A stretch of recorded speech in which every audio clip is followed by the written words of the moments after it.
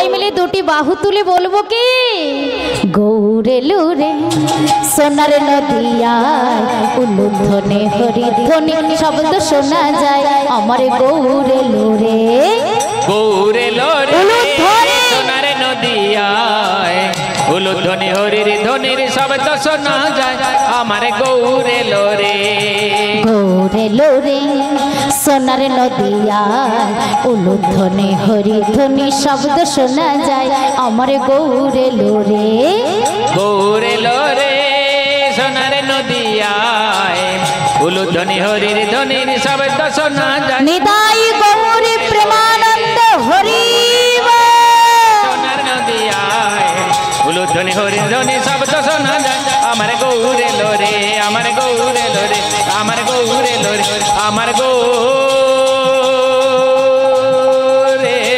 লোরে শ্রী চৈতন্য গৌরাঙ্গ মহাপ্রভুকে নিতাই চাঁদকে ভক্তবৃন্দকে বৃন্দাবন ধামকে হরি বাসরকে হরি মহারাজ জিউকে সাধু গুরু বৈষ্ণবকে গৃহস্বামীকে গ্রামবাসীকে নিতাই গৌরী প্রেমানন্দ হরি হরি বল হরি বল হরি হরি বল। সময় তো ভক্তনের ভক্তিমতী মায়েরা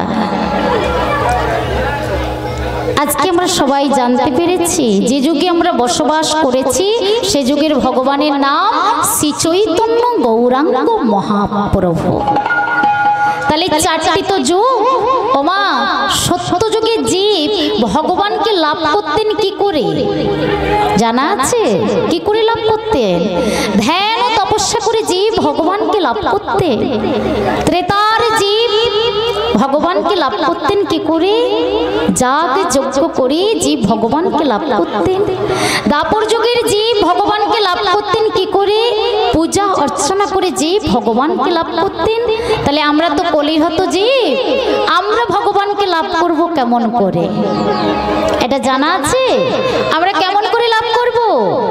আমরা তো সত্য যুগের মতন ধ্যান ও তপস্যা করিতে পারবো না, ত্রেতার মতো যাগযজ্ঞ করিতে পারবো না, দাপরের মতো পূজা অর্চনা করিতে পারবো না। তাহলে আমরা কি পারাপার হব না? কে গো মা, হব তো? তাই শাস্ত্রে বললেন শুধুমাত্র বদনে নাম বললে ভবসাগর পারাপার হয়ে যাব। শাস্ত্রে বললেন হরির নাম হরির নাম হরির নামই বকে বলো কলৌ নাস্তেব্য নাস্তেব্য নাস্তেব্য গতির অন্যথা। অর্থাৎ এই হরিনাম ছাড়া কলিযুগের কোনো মুক্তি নাই, এই হরিনাম ছাড়া কলিযুগের কোনো মুক্তি নাই, এই হরিনাম ছাড়া কলিযুগের কোনো মুক্তি নাই। তাই তোমা যে বদনে আমরা নাম বললে ভবসাগর পারাপার হয়ে যাব। অনেকের মনে প্রশ্ন, এই যে অনেক আমরা প্রায় হরিবাসরে দেখতে পাই হরি কথা শ্রবণ করার মানুষ অনেক কম মেলে, হরি কথা শ্রবণ করার ভক্ত অনেক কম মেলে, কিন্তু প্রসাদ কখন দেবে সবাই কিন্তু ব্যস্ততা ওদিকে। তাই তো প্রসাদ সেবা তো করব, গৃহস্বামী যখন নিমন্ত্রণ রেখেছে প্রসাদ সেবা আমাদের হবে, আর সবার জন্য আমার গৌরাঙ্গ মহাপ্রভু প্রসাদের ব্যবস্থাও রেখেছে, তাই না? তাহলে শুধু প্রসাদ সেবা করে চলে গেলে তো হবে না, হবে কি? এই মহতি হরিবাসরে এসে হরিনাম শ্রবণ করলে যে কি ফল আছে সেটা যদি একবার শ্রবণ করে তবেই বুঝতে পারবে হরিবাসরের আসনে বসবো না বসবো না। বলবো এই হরিনাম যে বসে শ্রবণ করছেন কেন করছেন? লাভ না থাকলে বসবেন কি? এই কলিরত মানুষ আগে লাভের আশাটা আগেই করে, তাই না? আমরা যে কোনো কর্ম করতে গেলে আগে বলছি কি লাভ আছে বলো, কতটা লাভ হবে, তারপরে দেখার পর আমরা হরি বাসরে যাই বা যে কোনো কর্ম করি, তাই তো? তাই এই যে বসে হরিনাম শ্রবণ করছেন এতেও কিন্তু লাভ আছে, আর এই যে আমি হরিনাম বদনে আস্বাদন করছি এতেও লাভ আছে। কি লাভ জানো? একটু ছোট্ট করে বলবো না বৃন্দাবন লীলায় প্রবেশ করব? বলবো? জয় রাধে। ওমা, সবাই তো নাচানাচির ভক্ত আসলে অনেক মেলে, কৃষ্ণ কথা শ্রবণ করার ভক্ত কজনা মেলে, তাই না? এই কিছুক্ষণ পরে রাধারানী আসবে, বুড়িমা আসবে, সখীরা আসবে, অনেক নাচানাচি হবে, কিন্তু তার আগে আমরা ভগবানের একটু অমৃত কথা আস্বাদন করবো তো, নাকি করব? জয় রাধে। এটা আমার কথা নয়, একদিন নারদ মুনির মনে প্রশ্ন জেগেছে যে আমি বিনা যন্ত্র বাজিয়ে সর্বদা কৃষ্ণ নাম হরিনাম গেয়ে বেড়াই বটে, কিন্তু এই নাম বদনে আস্বাদন করলে কি ফল পাবো? এটা আমার আজকে জানতে বড্ড ইচ্ছে করছে। ওমা, নারদ মুনিকে চেনেন তো? নারদ মুনির মনে প্রশ্ন যে আমি সর্বদা তো বিনা যন্ত্র বাজিয়ে কৃষ্ণ নাম করি, কিন্তু এই নাম বদনে বললে কি ফল পাবো, আর নাম কর্ণে শ্রবণ করলে কি ফল পাবো? এটা মনে আজকে বড্ড জানতে ইচ্ছে করছে। তাই নারদ মুনি ছুটে গেলেন পিতার কাছে। আমার নারদ মুনির পিতার নাম কি? ব্রহ্মা। নারদ মুনি পিতার কাছে গিয়ে বলছে, পিতা, আজ আমার একটি প্রশ্নের উত্তর দিতে হবে। আজ আমার বড্ড জানতে ইচ্ছে করছে এই নাম বদনে আস্বাদন করলে কি ফল আছে, আর এই নাম কর্ণে শ্রবণ করলে কি ফল আছে। ব্রহ্মা বলছে, নারদ, আমি চতুর্বদনে কৃষ্ণ নাম করি বটে, কিন্তু এই নাম বদনে আস্বাদন করলে কি ফল আর নাম কর্ণে শ্রবণ করলে কি ফল এটা তো আমার জানা নেই। তুমি এক কাজ করো, তুমি পঞ্চাননের কাছে যাও। তোমার পঞ্চানন কাকে বলে গো? পঞ্চানন কাকে বলে? বাবা ভোলেনাথকে, তাই তো? তাই নারদ মুনি ছুটতে ছুটতে চলে গেলেন কৈলাসে। হে ভোলেনাথ, আজ আমার জানতে বড্ড ইচ্ছে করছে যে নাম বদনে বললে কি ফল পাবো, আর নাম কর্ণে শ্রবণ করলে কি ফল পাবো, আপনি বলুন। বাবা ভোলেনাথ বলছে, নারদ, আমি পঞ্চবদনে কৃষ্ণ নাম করি বটে, আর কৃষ্ণ নামে বিভোর হয়ে আমি ছাই ভস্য গায়ে মাখি বটে, আর কৃষ্ণ নামে পাগল হয়ে আমি শ্মশানবাসী বটে, কিন্তু আমি তথাপিও বলতে পারবো না যে এই নাম বদনে আস্বাদন করলে কি ফল আছে আর নাম কর্ণে শ্রবণ করলে কি ফল আছে আমি বলতে পারবো না। তবে তুমি এক কাজ করো, যার নাম তুমি তার কাছে চলে যাও, অর্থাৎ তুমি ভগবান বিষ্ণুর কাছে যাও। একমাত্র বিষ্ণু বলতে পারবে এই নাম বদনে আস্বাদন করলে কি ফল আছে আর নাম কর্ণে শ্রবণ করলে কি ফল আছে।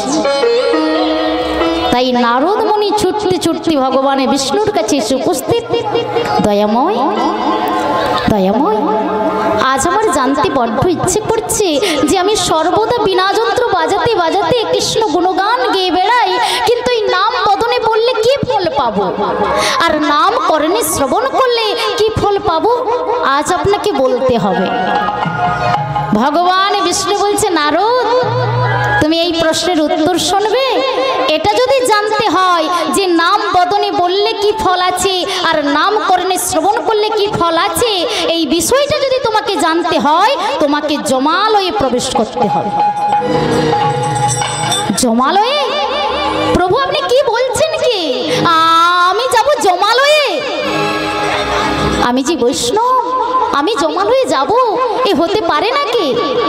ভগবান বিষ্ণু বলছে, নারদ, তুমি যদি জমালয়ে প্রবেশ না করো তুমি জানতে পারবে না বদনের নাম আস্বাদন করলে কি ফল আছে আর কর্ণের নাম শ্রবণ করলে কি ফল আছে। এটা তোমাকে জানতে হলে তাহলে তোমাকে জমালয়ে প্রবেশ করতে হবে। নারদ মুনির মনে বড্ড চিন্তা যে আমাকে জানতেই হবে যে নাম বদনে আস্বাদন করলে কি ফল আর নাম কর্ণে শ্রবণ করলে কি ফল, আমাকে জানতেই হবে। ওমা, তাই নারদ মুনি আজকে প্রভুর কথা মতো তিনি জমালয়ে প্রবেশ করছে। আর যেই জমালয়ে গিয়ে উপস্থিত উপস্থিত হয়েছে ওমা যমরাজ। তিনি নারদ মুনিকে দেখে হঠাৎ চমকে উঠলেন, একি আজ আমার জমালয়ে নারদ মুনি তোমার চরণ ধুলি পড়েছে। আজ বৈষ্ণবের চরণ ধুলি আমার জমালয়ের মধ্যে, আজ আমার জমালয় ধন্য হয়ে গিয়েছে। ওমা আজকে যমরাজের মনে বড্ড আনন্দ যে আমার জমালয়ে এক বৈষ্ণবের চরণ ধুলি পড়েছে, আজ আমার এই জমালয় ধন্য হয়ে গিয়েছে। ওমা এইভাবে যমরাজের সঙ্গে নারদ মুনি কথোপকথন করছে, আর হঠাৎ ওই জমালয়ের ভেতর থেকে আর্তনাদের চিৎকার আসছে, বাঁচাও বাঁচাও বাঁচাও বাঁচাও। এই যে চিৎকার, এটা কোথা থেকে আসছে?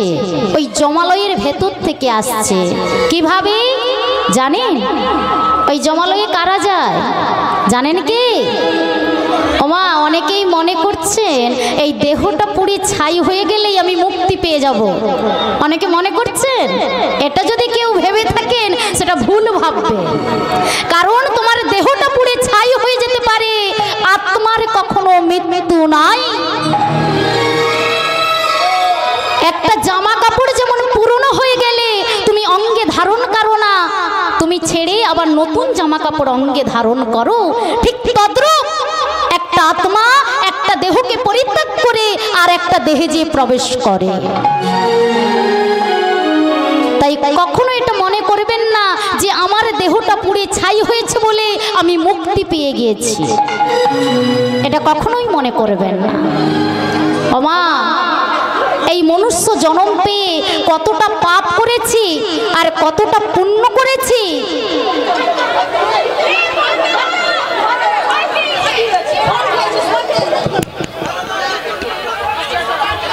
কারেন্ট থাকে হাফিজ, শুধু হাফিজ, হাফিজ শুধু হাফিজ।